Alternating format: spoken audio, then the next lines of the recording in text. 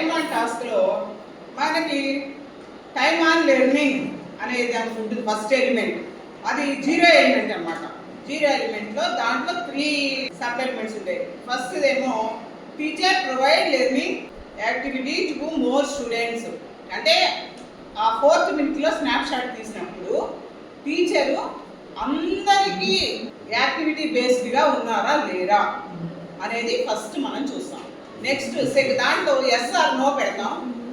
వాళ్ళు లేకపోతే లో, కొంచెం సగం సగంగా ఉన్నారనుకుంటే అట్లా, అంటే కొంతమంది ఏదో ఎలా ఉన్నారు అనేది ఎస్ఆర్ నోలో పెట్టిన తర్వాత ఈ మీడియంలో హై అనేది పెడతాం అనమాట. తర్వాత సెకండ్ స్నాప్ షాట్ వచ్చి 9th మినిట్లో సెకండ్ స్నాప్ షాట్ తీస్తారు. తర్వాత 14th మినిట్లో, అంటే ఫస్ట్ స్టార్టింగ్ 15 మినిట్స్లో 3 టైమ్స్ స్నాప్ షాట్లు ఉంటాయి. చెప్పకుండా తీస్తారు మేడం. ఇది మాత్రం చాలా గుర్తుపెట్టుకోండి. మనము చాలా ఇప్పుడే కదా క్లాస్ స్టార్ట్ అయింది అనుకుంటాం, మనం అనుకునే లోపు 4th మినిట్ వచ్చేస్తుంది. 4 నిమిషాలు ఎంతసేపు గడిస్తాయి మేడం.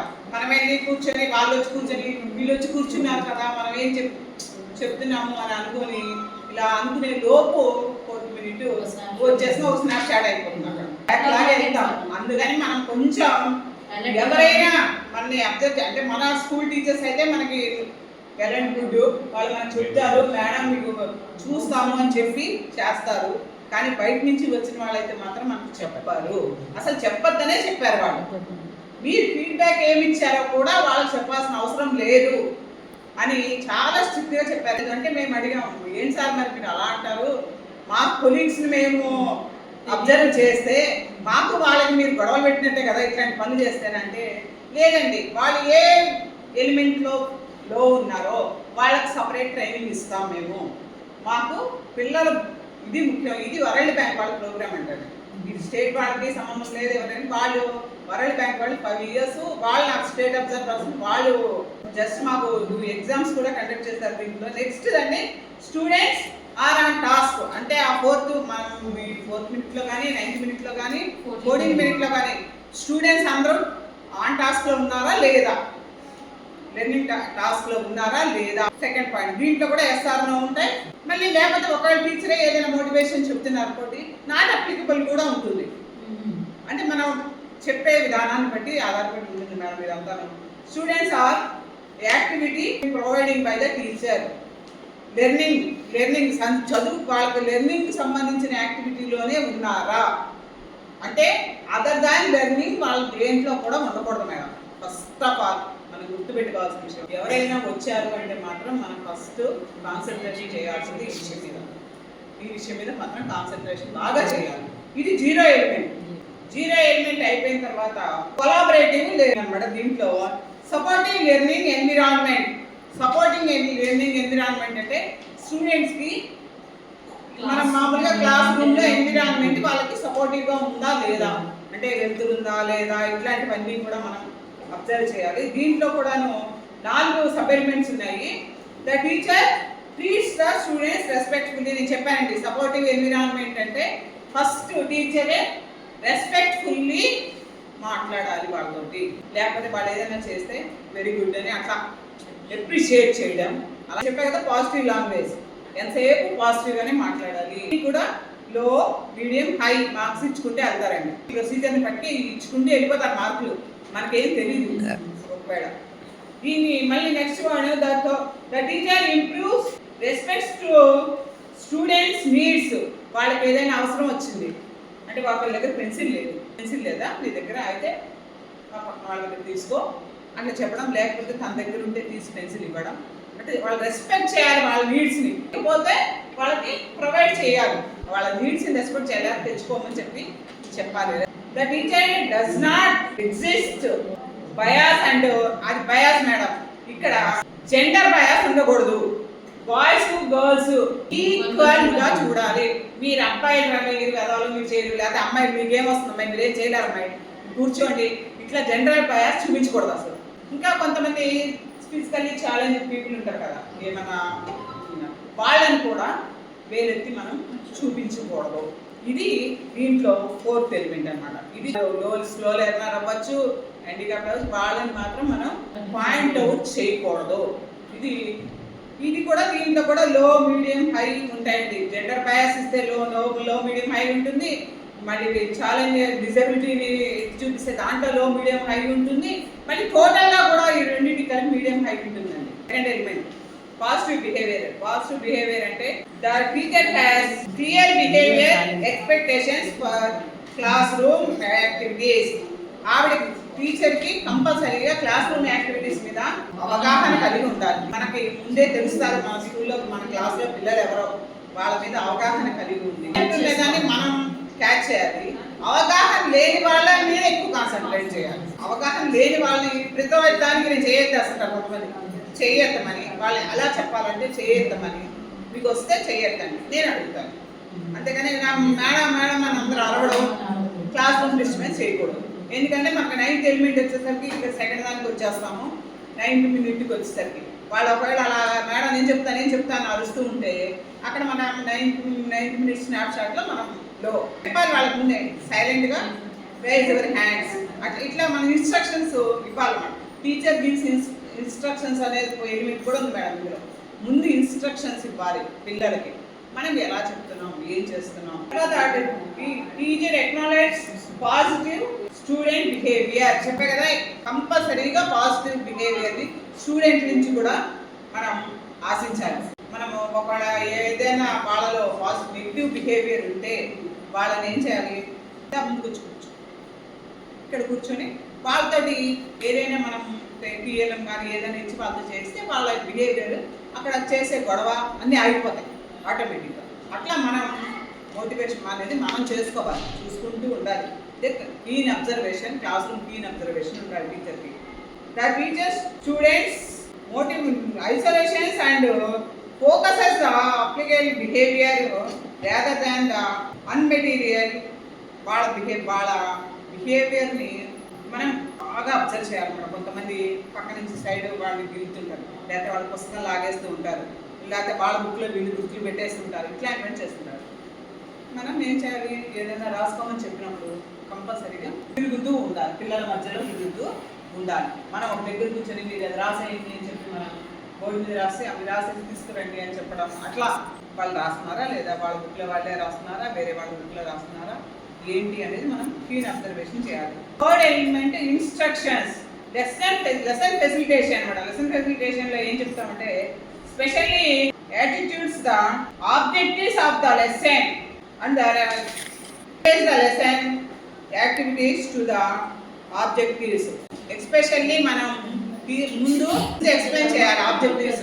అంటే ఈ లెసన్లో ఫలానా ఆబ్జెక్టివ్స్ వస్తాయి అని ఆ ఆబ్జెక్టివ్స్ని మనం ముందు మెన్షన్ చేసుకుంటా వెళ్తే వాళ్ళకి ఒక ఐడియా, అంటే మనం చెప్పే లెసన్ దేనికి సంబంధించింది అనే ఒక ఐడియాని వాళ్ళలో మనం క్రియేట్ చేయడానికి అవకాశం ఉంటుంది. తర్వాత explains content using multiple forms of వాళ్ళ దగ్గర నుంచి మనం మల్టిపుల్ ఫార్మ్స్లో డిఫరెంట్ వేస్లో క్వశ్చన్స్ అడుగుతాం. అంటే మన మోటివేషన్ తెలుసు కదండి, సేమ్ మన మోటివేషన్ లాగా డిఫరెంట్, అంటే మన యొక్క సబ్జెక్టు దాన్ని మనం ఏమి ఒక కూరగాయల గురించి లెసన్ చెప్పాలనుకున్నాం, ఆ కూరల గురించి లెసన్ చెప్పాలనుకున్నప్పుడు మనం వాళ్ళ దగ్గర నుంచి దాన్ని తీసుకురావడానికి మనం చిన్న చిన్న క్వశ్చన్స్ అడుగుతాం.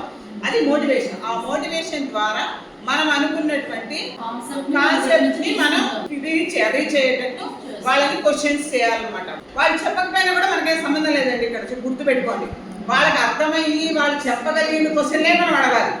వాళ్ళకి అర్థమయ్యి వాళ్ళు చెప్పగలిగిన క్వశ్చన్లే మనం అడగాలి. కానీ వాళ్ళకి అర్థం కాకుండా మనం ఏదో క్వశ్చన్ అడిగేసి మనం ఏదో బుక్లో రాసుకున్నామని చెప్పి ఆ క్వశ్చన్ అడిగి, లేకపోతే మన రెస్టారెంట్ మోడల్లో క్వశ్చన్ అడిగేసి అది వాళ్ళు చెప్పలేదని చెప్పి మనం మాట్లాడటం అనేది కరెక్ట్ కాదు. వాళ్ళు చెప్పగల స్థాయి, వాళ్ళ స్థాయికి మనం దిగాలి, వాళ్ళ స్థాయికి మనం దిగాలి. కానీ వాళ్ళని మన స్థాయిలో చెప్పకూడదు ఎప్పుడు కూడా. టీచరే డౌన్ ఫాల్ అవ్వాలి కానీ స్టూడెంట్ కాదు. Teacher expects content using multiple forms of representation. మనం చెప్పా కదా, మల్టిపుల్ క్వశ్చన్స్ అడుగుతాం. మన కంటెంట్ లో తీసుకురావాలి వాళ్ళు ఎలా అయినా సరే, దాంట్లో మల్టిపుల్గా అడుగుతాం. ప్లస్ వాళ్ళకి హై రేంజ్లో అడగకూడదు. ఎంత సింపుల్గా అడిగితే అంత సింపుల్గా మన టార్గెట్ మనం రీచ్ అయిపోవాలి. Next, the teacher makes connection with the lesson the relative to content, knowledge, students, daily lifes, real world వాళ్ళ బేస్ మనం వాళ్ళు ఏదైనా అడగచ్చు, డైలీ లైఫ్స్ గురించి అడగచ్చు. మీ ఇంట్లో రోజు మీ అమ్మ ఏం కూర తింది అని అడిగి అనుకోండి, మనం కూరగాయల అసలుకి ఆటోమేటిక్ అయితే మీ ఇంట్లో కూరగాయలు ఎవరు తీసుకొస్తారు, ఇట్లా సింపుల్ క్వశ్చన్ డైలీ లైఫ్స్ లో అడగచ్చు. లేకపోతే మళ్ళీ వాళ్ళకి చుట్టుపక్కల వాతావరణానికి సంబంధించిన అడగాలి. కానీ పిల్లల్ని మాత్రం డౌన్ చేయకూడదు. ఇది నాకు రాంది అడిగేసి టీచరు ఎవరో వచ్చి కూర్చున్నారు, రాంది నన్ను అడిగేసి నన్ను ఇన్సల్ట్ చేశారనే ఫీలింగ్ మాత్రం స్టూడెంట్కి ఎప్పుడు కూడా రాకూడదు క్లాస్ రూమ్లో. వీళ్ళ యొక్క కాన్సెప్ట్ అయితే అదండి. The teacher modifies by demonstrating and thinking ఎలా ఆలోచించడానికి వాళ్ళ మైండ్ని కూడాను మోడిఫై చేయాలి. మోడిఫై చేయడం అంటే మనం ఎలా మోడిఫై చేస్తాం, వాళ్ళకి ఇష్టం వచ్చిన రీతిలో వాళ్ళకి చెప్పినట్టుగా మనం మోడిఫై. ఎవరు వచ్చి వెనక బెంచ్లో కూర్చుంటారో వాళ్ళే మీ అబ్జర్వరు, అది గుర్తుపెట్టుకోవాలి. ఎవరైనా వెనకాల వచ్చి కూర్చున్నప్పుడు మనం పిల్లలకు తెలిసిన విషయం అయినా సరే వీకాలే చెప్పేసుకుంటే మనం సేవ్ అయిపోతాం. చూసుకోవాలి, మనం చూసుకోవాలి అంతే. ఎందుకంటే హిందీ అనే దానికి వాళ్ళకు అందరూ చెప్పలేరు. పిల్లల్ని కూడా అడిగితే కూడా క్వశ్చనింగ్ ఆన్సరింగ్ రాదు. కాబట్టి కొంచెం మనం జాగ్రత్తగా ఉండాలి madam. Next 3 element checks for understanding. ఎంతసేపు చూడండి ప్రతి దానికి టీచరే. The teacher uses questions promptly and strategies learning students and end of the level of understanding. చెప్పే కదా, వాళ్ళ లెవెల్కి డౌన్ ఫాల్ అయ్యి వాళ్ళకి ఆ లెవెల్కి తగ్గట్టుగా వాళ్ళు అందుకు సమాధానం చెప్పగలిగిన లెవెల్కి తగ్గట్టుగా క్వశ్చన్ అడిగారా లేదా అనేది ఒక element. Second element, the teacher monitors most students during. Monitor ఆమె లెసన్ చెప్తున్నారు, లేకపోతే నోట్స్ రాస్తున్నారు, ఇంకేదన్నా చేస్తున్నారు సంథింగ్. లేకపోతే టీఎల్ఎం ఇప్పుడు మనం స్నాప్ షాట్ తీసే టైంలో ఇక్కడ టీఎల్ఎం సర్దుకుంటున్నారు. ఇప్పుడు స్నాప్ షాట్ తీస్తారు కదా, కొంచెం తెలిసిన వాళ్ళు ఉంటాం, స్నాప్ షాట్ తీస్తారు కదా, నా టైం తీస్తారు, ఇలా టీఎల్ఎం సర్దుకుంటుంటాం. ఇలా కాబట్టి పిల్లలు కాల్ చేస్తుంటారు. ఇది ఈజ్ నాట్ మానిటరింగ్ దే. అది క్లిక్ అయిపోతుంది, మనం లోకి వెళ్ళిపోతాం. అసలు మనం చెప్పక్కర్లేదండి అది. అంటే మనకు ఎవరు చెప్పరు, మనకి వాళ్ళు చెప్పక్కర్లేదు అన్నమాట. వాళ్ళు వచ్చారు అంటే ఫస్ట్ 15 మినిట్స్ చాలా జాగ్రత్తగా ఉండాలి. తర్వాత కూడా ఉన్నారంటే లాస్ట్ 15 మినిట్స్ కూడా చాలా కేర్ఫుల్గా ఉండాలి మనం. ఎందుకంటే స్నాప్ షాట్ అనేది కెమెరాలో నుంచి తీస్తారు మేడం. ఆ వీడియో పైకి ఆ షార్ట్ ఫోటో బయటికి పంపిస్తే మేము ఫీడ్బ్యాక్ ఎలా ఉన్నా దాంట్లో మనం ఎవరికైనా దొరికిపోతుంది, నేనైనా దొరికిపోతాను. చాలా ఇదిగా ఉండాలి.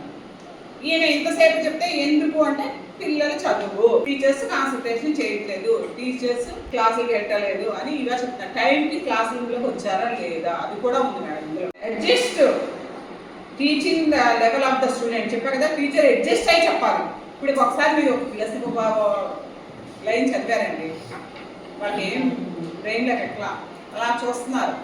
అప్పుడు మనం ఏం చేయాలి, వాళ్ళ లెవెల్కి దిగి చిన్న చిన్న వర్డ్స్ తోటి ఆ లైన్ని మళ్ళీ కట్ చేసుకుంటూ మనమే చెప్పుకోవాలి కదా. నువ్వు లేదు చదువు అంటే అది కరెక్ట్ కాదు. మనం కేవలం వాళ్ళ లెవెల్కి టీచర్ డౌన్ ఫాల్ అవ్వాల్సిన వాళ్ళే, పిల్లవాడి మీద ప్రెజర్ పెట్టకూడదు. Next third element, teacher adjust the, అది థర్డ్. మొత్తం ఫోర్త్ ఎలిమెంట్స్ అంటే ఫిఫ్త్ ఎలిమెంట్ ఫీడ్బ్యాక్. ఫీడ్బ్యాక్ దేనికి అడుగుతారండి? The teacher provides specific comments to prompts the help clarity students misunderstanding. మనం ఒక చిన్న క్వశ్చన్ అడిగాం, వాళ్ళ టీచర్ నాకు అర్థం కాలేదు ఒక అబ్బాయి లేచి చెప్పాడు. అది కూడా ఎలా చెప్తాడు? Raise your hand. ఫస్ట్ మనం ఇన్స్ట్రక్షన్స్ వేలోనే చెప్పాలి. రేజ్ యువర్ హ్యాండ్ అంటే మనం చెప్పిన తర్వాత వాడికి అర్థం కాదు, వాడు చెయ్యేస్తాడు. మీకు అడిగారు ఏంటి అని, నాకు ఇది అర్థం కాలేదు అన్నాడు. అప్పుడు టీచర్ ఏం చేయాలి? వాడి దగ్గర నుంచి ఫీడ్బ్యాక్ విన్నారా, తర్వాత చెప్తాను కూర్చో అనే మాట అనకూడదండి. తర్వాత చెప్తాను, లెసన్ అయిపోయి ముందు తర్వాత చెప్తాను, ఇట్లాంటి మాటలు మాట్లాడకూడదు. వాళ్ళే ఫీడ్బ్యాక్ అంటే అదే, పిల్లల దగ్గర నుంచి ఫీడ్బ్యాక్ అదే మనకు వచ్చేది. అంటే వాళ్ళు అండర్స్టాండ్ చేసుకోలేదు, వాళ్ళ దగ్గర లేదు, లేకపోతే వాడు అడిగినప్పుడు మనం వాడిని క్లారిఫై చేయాలి. కంపల్సరీగా teacher clarify the specific comments prompts from the students దగ్గర నుంచి వచ్చేటువంటి ప్రతి దాన్ని కూడా మనం పాజిటివ్గానే తీసుకోవాలి. Next, specific comments to prompts to help identify students success. వాళ్ళు ఎందుకు మనం ఆ రకంగా ఐడెంటిఫై చేయాలంటే వాళ్ళు దాంట్లోనే వాళ్ళ సక్సెస్ ఆధారపడుతుందండి. స్టూడెంట్స్ సక్సెస్ అనేది ఎక్కడ ఆధారపడింది? మనం వాళ్ళు చెప్పిన దాన్ని మనం క్లారిఫై చేసినప్పుడు వాడు ఆటోమేటిక్గా దానికి అర్థమైపోతుంది. ఇంకా దాని గురించి మళ్ళీ మాట్లాడాలి. లేదనుకోండి వాళ్ళ డౌట్గానే ఉండిపోతుంది. లెసన్ అయిపోతుంది, మనం వెళ్ళిపోతాం, వాడు వెళ్ళిపోతారు. ఆ డౌట్ వాడికి క్లారిఫై కాదు. దాంట్లో ఈ ఫీడ్బ్యాక్లోకి వచ్చేసరికి మనం మళ్ళీ లోకి వెళ్ళిపోతాం. లో ఉంటాం కాబట్టి అది కూడా ఫీడ్బ్యాక్లో కూడా మనం చాలా జాగ్రత్తగా ఉండాలి. పిల్లాడు అడిగినప్పుడు తప్పనిసరిగా, స్టూడెంట్ అడిగినప్పుడు మనం తప్పనిసరిగా మనం వాళ్ళకి అర్థమయ్యేటట్టుగానే చెప్పాలి. తప్పకుండా మాత్రం స్కిప్ చేసి మీకు టైం అయిపోతుందైనా సరే స్కిప్ చేయొద్దండి. Next critical thinking. Critical thinking అంటే the teacher asks open ended questions. Open ended questions అడుగుతారు. విచారాత్మక క్వశ్చన్లు, విశ్లేషణాత్మకమైన తర్వాత the teacher provides thinking tasks. వాడికి ఆలోచించడానికి కూడా మనం ఒక టాస్క్ అనేది ఇవ్వాలి. ఆలోచించడానికి అంటే ఊరికే జస్ట్ వినేశారు, అయిపోయింది, కంప్లీట్ చేస్తాం అన్నట్లు కాదండి. వాళ్ళకి ఒక క్లియర్ టాస్క్ వాళ్ళకి మనం ఇవ్వాలి. ఈ టాస్క్ కంప్లీట్ చేస్తేనే మీకు ఈ లెసన్ మీద గ్రిప్ వస్తుంది, తెలుస్తుంది, అర్థమవుతుంది. ఎలా అన్నా చెప్పండి, మీరు ఎలా చెప్పినా సరే ఒక టాస్క్ అనేది మన టీచర్ ప్రొవైడ్ చేయాలి కంపల్సరీగా. థింకింగ్ టాస్క్, అది కూడా థింకింగ్, ఆలోచనాత్మకమైనటువంటి. అప్పుడు స్టూడెంట్ మనం చెప్పిన దానికి మనం థింకింగ్ టాస్క్ ఏదైనా ఒకటి ఇచ్చాము, వాళ్ళు ఆలోచించి వాళ్ళ చుట్టుపక్కల కానీ వాళ్ళ లైవ్లీహుడ్లో కానీ ఏదైనా జరిగిందంటే చెప్తారు. వాళ్ళు చెప్తే దానికి కూడా మార్క్స్ ఉంటాయండి. ఇక్కడ ఈ క్రిటికల్ థింకింగ్లో టీచర్ అడగడానికి ఉన్నాయి, స్టూడెంట్ చెప్పడానికి ఉందన్నమాట. లో, మీడియం, హై ఉంటుందన్నమాట. Students explain the thinking to the teacher or ask open ended questions. లేకపోతే వాళ్ళు కూడా మనల్ని ఓపెన్ ఎండెడ్ క్వశ్చన్ అడగచ్చు. టీచర్ అలా ఎందుకు జరగకూడదు, ఇలాగే మీరు చెప్పినట్టుగా ఎందుకు మనం ఒక క్వశ్చన్కి ఎక్స్ప్లెయిన్ చేసి చెప్పాము, ఇలా జరుగుతుంది, ఇలా ఉంటుంది అని. అలా ఎందుకు జరగకూడదు అని నెక్స్ట్ వాళ్ళు రిపీటెడ్గా మనం ఇంకో క్వశ్చన్ చేశారు. క్వశ్చన్ చేయడం కూడా గ్రేట్ అండి. అక్కడ అలా క్వశ్చన్ చేస్తే మనము హైలో పెట్టుకోవచ్చు చక్కగా. అంటే పిల్లల్లో అంత విశ్లేషణాత్మకత, థింకింగ్ యాక్టివిటీ ఎంత బాగుంది అంటే ఈ టీచరు చాలా పిల్లల్ని ఆలోచింపజేసే విధంగా చెప్తున్నారు అనేటువంటి కాన్సెప్ట్ వస్తుందన్నమాట. అందుకని కంపల్సరీగా అది ఇది సిక్స్త్ ఎలిమెంట్ అండి critical thinking activity. Seventh element ఇది సోషియో ఎమోషనల్ స్కిల్స్. 2 ఉంటాయండి, 3 ఉంటాయండి. అటానమీ, ఇంటర్వెన్స్, సోషల్ కొలాబరేషన్ స్కిల్స్, ఈ 3 ఉంటాయి. అంటే 3 పార్ట్ చేశారు దీన్ని, ABC అని. మళ్ళీ ఒక్కొక్క దాన్ని మళ్ళీ 9 పార్ట్స్ చేశారు. మళ్ళీ 9ని ఒక్క దాంట్లో 2, 4, 3 సబ్ ఎలిమెంట్స్ చేసుకుంటే వచ్చారనమాట. ఈ సబ్ ఎలిమెంట్స్ సో అటానమీలో ఏముందంటే teacher provide students with choices. అంటే మనం మల్టిపుల్ చాయిస్ క్వశ్చన్స్ ఇస్తాం కదా, ఏదైనా ఒకటి అడిగా మల్టిపుల్ చాయిస్ అడుగుతున్నామా లేదా అంటే టీచరు అది కూడా ఉండాలి ఆలోచన. వీళ్ళు చెప్పలేకపోతున్నారు, ఏం చేయాలి అప్పుడు? ఇలా మల్టిపుల్ చాయిస్ ఇద్దాం. ఈ చాయిస్లో వాళ్ళకి చెప్పగలిగితే మనం హైలో ఉంటాం. అంటే మనం ఇచ్చిన చాయిస్ వాళ్ళకి రిలేటెడ్గా ఉండాలన్నమాట. The teacher provide students with opportunities to take on roles in the classroom. వాళ్ళకి కూడా మనం ఒక సంభాషణ ఉంది, ఇద్దరు చెప్తారా చదవడానికి మనం ఆపర్చునిటీని ఇవ్వాలి. వాళ్ళకి ఆపర్చునిటీ ఇవ్వకుండా మీరు ఇప్పుడు ఇవన్నీ ఏం చదువుతారులే నేనే చెప్పేస్తాను అని చెప్పి మనం లెసన్గా చెప్పేస్తున్నాం మన ఆలోచనలో చెప్తూ ఉంటాము. అలా కాదండి, వాళ్ళకు కూడా రోల్ ప్లే కానీ జస్ట్ వాళ్ళతో మాట్లాడుకోవడం లేదా ఇద్దరు వచ్చి ఇక్కడ ఏదైనా జస్ట్ ఈ విషయం గురించి మాట్లాడండి. 2 మాటలు, నువ్వు ఒక క్వశ్చన్ అడిగి నువ్వు ఒక క్వశ్చన్ ఆన్సర్ చెప్పు, మళ్ళీ నువ్వు ఒక క్వశ్చన్ అడిగి నువ్వు ఒక క్వశ్చన్ ఆన్సర్ ఎనఫ్, సింపుల్గా. అలా మనం వాళ్ళకి ఆలోచనాత్మకమైనటువంటి ఆపర్చునిటీ ఇవ్వాలి మనం కంపల్సరీగా స్టూడెంట్కి. The students voluntarily participate in the class room. ఎవరిని కూడా మనం నిర్బంధించకూడదండి. నువ్వు రా చెప్పు, నువ్వెందుకు చెప్పవు అని నిర్బంధించడం అనేది లేదు. వాలంటీర్గా వాళ్ళంతటి వాళ్ళే రావాలి. వాళ్ళంతటి వాళ్ళు చేయొద్ది, మేము చెప్తాం, మేము చదువుతాం, మేము రాస్తాం అని మనం ఏది అడిగినా కూడా వాళ్ళంతటి వాళ్ళు వాలంటీర్గా రావాలి. వాళ్ళు వెయిట్ చేస్తే హ్యాండ్ అయితే సరే వెయిట్ చేస్తాం కదా చెప్పు అని చెప్పి వాలంటీర్గా వాళ్ళంతటి వాళ్ళు పార్టిసిపేట్ చేసేటట్టు చూడడం కూడా మనకు రెస్పాన్సిబిలిటీ. Next perseverance madam. ఇంకా టీచర్ ఎక్నాలెడ్జ్ స్టూడెంట్స్ ఎఫర్ట్స్. వాళ్ళు చేసిన దాన్ని మనం అప్రిషియేట్ చేయాలి. వెరీ గుడ్, బాగా చేస్తాం. ఒక చిన్న వర్డ్ అది ఎన్నిసార్లు చేశారనేది కూడా ఇక్కడ కౌంట్ చేస్తారు మేడం. దాన్ని బట్టి కూడా దీనికి మార్కులు వేస్తారు. మీరు గుర్తుపెట్టుకోండి. ఒక 3 స్టూడెంట్స్ మీరు చూస్తే వాళ్ళ బుక్లో ఏదో ఈ వర్డ్స్ 5 వర్డ్స్ రాశారు, కరెక్ట్ రాశారు, వెరీ గుడ్ అని మీరు అప్రిషియేట్ చేశారు, లేకపోతే క్వశ్చన్ ఆన్సర్ చెప్పారు, వెరీ గుడ్ అని మనం వెరీ గుడ్ అనో లేకపోతే వెళ్ళానో కీప్ ఇట్ అని ఏదో ఒక రకమైన వర్డ్ వాళ్ళని మనం అప్రిషియేషన్ ఉండాలి. అప్రిషియేషన్ లేకుండా ఉంటే మాత్రం ఎఫెక్టింగ్ స్టూడెంట్స్ మొత్తానికి వెళ్ళిపోతాం. పైనుంచి కిందకే మళ్ళీ మొత్తానికి మనం లోలోకి వెళ్ళిపోతాం. ఎందుకనంటే అప్రిషియేషన్ లేకపోతే. అందుకని ఇక్కడ చెప్పిన టీచర్ స్టూడెంట్స్ ఎఫెక్ట్స్ని సపోర్ట్ వాళ్ళు ఏ ఎఫర్ట్ అయితే చేశారో దాన్ని మనం కంపల్సరీగా చేయాలి. The teacher positive attitude towards student. అసలు నెగిటివ్ యాటిట్యూడ్ టీచర్లో ఎక్కడ ఏ విషయంలో కూడా కనపడకూడదు. ఫస్ట్ మెయిన్ మనం ఎంతసేపు పిల్లవాడిని దృష్టిలో పెట్టుకొని వాళ్ళనే మనం కాన్సన్ట్రేట్ చేయాలి. మన చదువు మనం చెప్పే చదువు కూడా కాదండి, మీరు ఎంత చెప్పారని అడగరు. చెప్పామా లేదా, వాళ్ళని మర్యాదగా చూస్తున్నామా లేదా, వాళ్ళని బాగా మనం వాళ్ళకి అందేటట్లుగా మనం ఎడ్యుకేషన్ ఇస్తున్నామా లేదా. ఇవాళ కాకపోతే రేపు నేర్చుకుంటారండి వాళ్ళు చెప్తున్నారు. అదే మాట వాళ్ళకి ఎప్పుడు వస్తాయండి ఎగ్జామ్స్ ఉన్నాయి. ఎగ్జామ్స్ ఏంటండి ఇవాళ కాకపోతే రేపు నేర్చుకుంటారు. మీరు లెవెల్కి తగ్గి చెప్పండి. చెప్పకపోతే వాడికి ఎలా అర్థమవుతుంది. ఆధారాన్ని తీసుకొచ్చి ఏదో రాయమంటే ఏదో చదవమంటే ఆ బోర్డు మీద నుంచి రాయలేవా మాత్రం రాయి అంటే ఏం జరుగుతుందండి? ఏం జరగదు. The teacher encourages goal setting. Next goal. ఈ వీక్లో మీరు ఈ ఒక 10 వర్డ్స్ ఇచ్చాం. ఈ వీక్లో మీరు ఈ గోల్స్ని అది మీకు గోల్ ఇస్తారు. ఆ గోల్ మనం గోల్ ఏదో ఒకటి సెట్ చేసి ఇస్తాం. సెట్ చేసిస్తే లేకపోతే మీరు సెట్ చేసుకోండి అని వాళ్ళకి చెప్పచ్చు. మీరు గోల్ సెట్ చేసుకొని మీరు ఇది ఇన్ని రోజుల్లో నేర్చుకురాగలరు. ఆ గోల్ సెట్టింగ్ మీద కూడా మనకి ఒక పాయింట్ ఉందండి, లో మీడియం హై అని. మనం వాళ్ళకి చెప్పాలన్నమాట. మీరు ఇది ఎన్ని రోజులు చేయగలరు ఏంటి అనే విషయాన్ని మనం socio cooperative skills. The teacher promotes students collaboration through peer interaction. చెప్పారు బయాస్. పీర్ ఇంటరాక్షన్ ఉండాలి అంటే గ్రూప్ ఇంటరాక్షన్లోనే టీచర్ లెసన్ చెప్పాలి.